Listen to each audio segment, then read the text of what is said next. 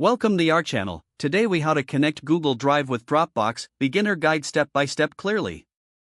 To connect Google Drive with Dropbox, start by opening your web browser. Sign in to your Dropbox account. In the search bar, type Google Drive and press enter.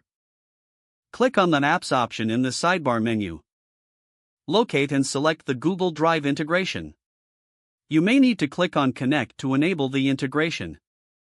A pop-up window will appear prompting you to sign in to your Google account.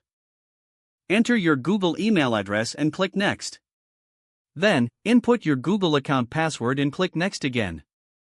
You will be asked to allow Dropbox to access your Google Drive. Review the permissions and click Allow. Once connected, you will see Google Drive listed under your Dropbox apps. Now, you can start transferring files between the two services. To move files, open your Dropbox folder. Drag and drop the files you want from Google Drive to your Dropbox folder.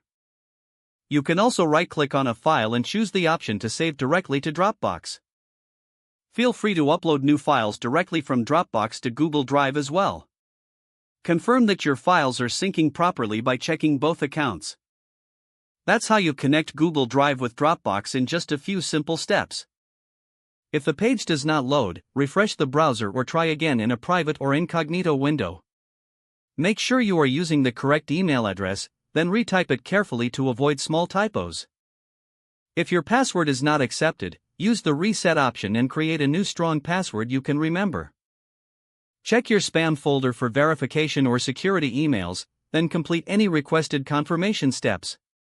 Enable two-factor authentication if available to improve account security and reduce unauthorized access risk.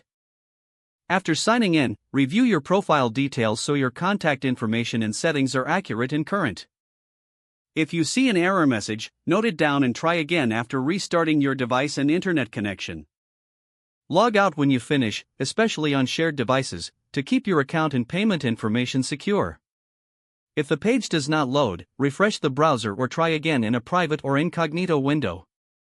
Make sure you are using the correct email address, then retype it carefully to avoid small typos. If your password is not accepted, use the reset option and create a new strong password you can remember. Don't forget to like this video and subscribe to our channel for more step-by-step tech guides.